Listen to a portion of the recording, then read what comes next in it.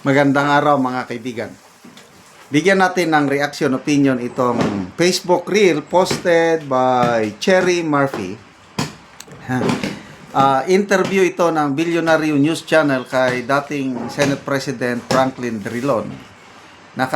Good vibes po, good news po mga kapwa ko DDS, tong payag ng dating Senate President. Sabi niya, it's very easy, madali para kay BP Sara na manalo sa impeachment trial. Mahirapan siya sa Kamara, but madali. She has the numbers sa Senado. Wow! Pakinggan natin. It's easier to get 9 Senate votes to dissent rather than have a majority in the House of Representatives to dismiss. In other words, you're saying it's easier for her to win in the Senate than in the House. So, yes, Yes. And the numbers are less complicated. You have only 24 republics to talk to, and if you have 9, that's it. Now, if you look at it today, you have 9 in the minority in the Senate, and you assume that these are Duterte votes. So if that 9 stick together and would cast a negative vote, you can never convict. Now, of course, it's easier to get 9 Senate votes to dissent rather than have a majority in the House of Representatives to dismiss. In other words, you're saying it's easier for her to win in the Senate than in the House. So, yes, Yes. And the numbers are less complicated. You have only 24 republics to talk to, and if you have 9, that's it. Now, if you look at it today, you have 9 in the minority in the Senate, and you assume that these are Duterte votes. So if that 9 stick together and would cast a negative vote, you can never convict. Now, of course, it's easier to get... Diba? Simple lang. Salamat po. Believe ako dito kay dating Senator Drilon. Kahit dilawan siya, kung nagbibigay siya ng kanyang komento, opinion, kung ano lang nakikita niya sa ground, wala siyang bias. Kaparehas sila ni Congressman Edgar Erese. Dilawan din ito, kailang wala siyang pakialam kung Marcos ka o Duterte ka. Ang nakikita lang ni Congressman Edgar Erese ang kapakanan ng taong bayan. Si Atty. Rowen Agwanson, dilawan din ito. Kailang kung magsalita, taong bayan ang kanya. Trillanes, Dilima, Luistro, sino pa? Hontiveros. Paano ngayon yan? Mismong dilawan, liberal leader ang nagsasabi, it's easy. Simple arithmetic lang, sabi ni Senator Marcoleta Sabi niya, 16 votes kailangan nila para makonvict si BP Sara, 15 lang sila sa majority.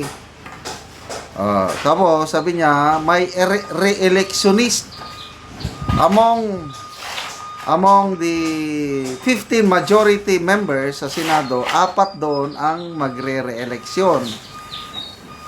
Imposible, sabi niya, na itong 4 na re-electionist is babanggain nila ang Duterte faction. So most likely yung 4 na yan, sabi ni Senator Marcoleta, it's either they will vote for the acquittal ni BP Sara or mag-abstain. So ibig sabihin, yung 15 nila minus 4, 11 na lang sila. Okay, 11. Okay. Dito naman sa majority, tinatakot nila yung 3.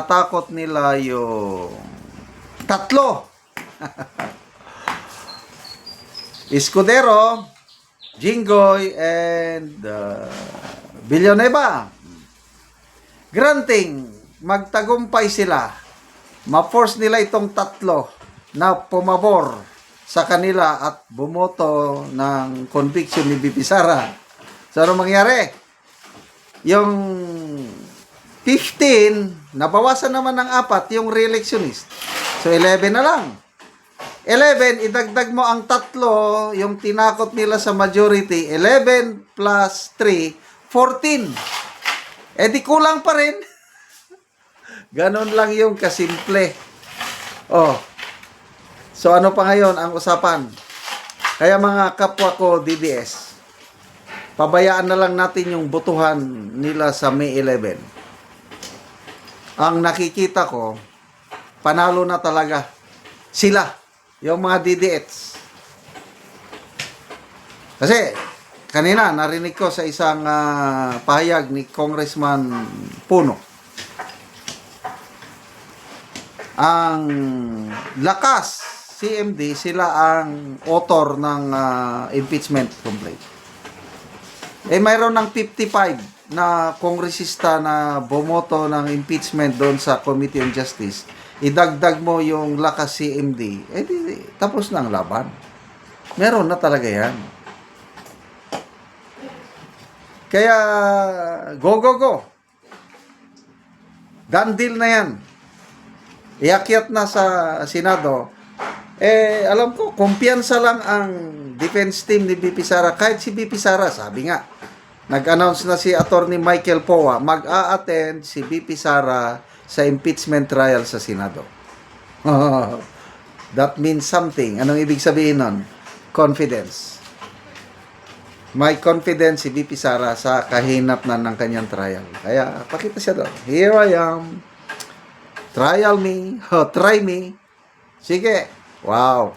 So, excited na po ako na makapanood ulit ng impeachment trial.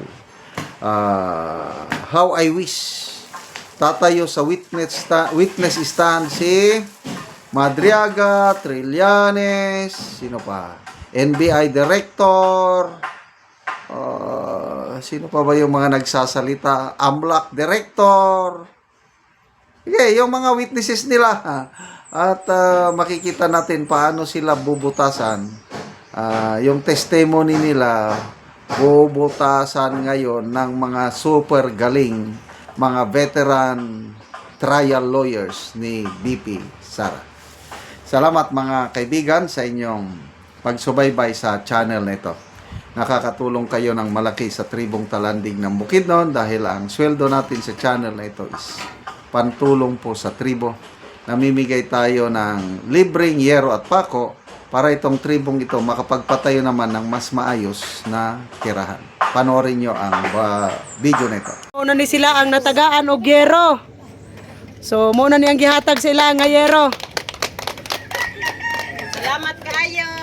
Salamat kayo sa Ginoo sa nahatagan nami og sen makaatop na gyud me. O muna ni sila. Salamat pud kayo sa naghatag. O muna ni ang nahatag sa ila nga yero. So mag-atop na ni sila karon.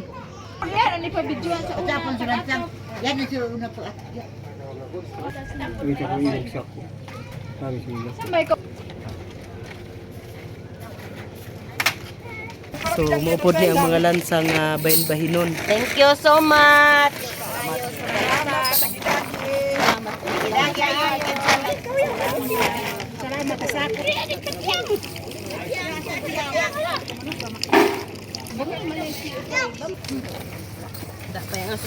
Kapinan ni sa kiping tadaan ni mga lalima ito.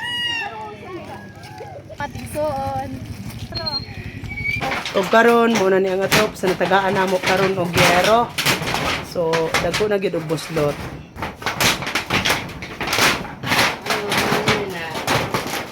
So muna ni ang yero nga gihatag. Nagitabang sa mga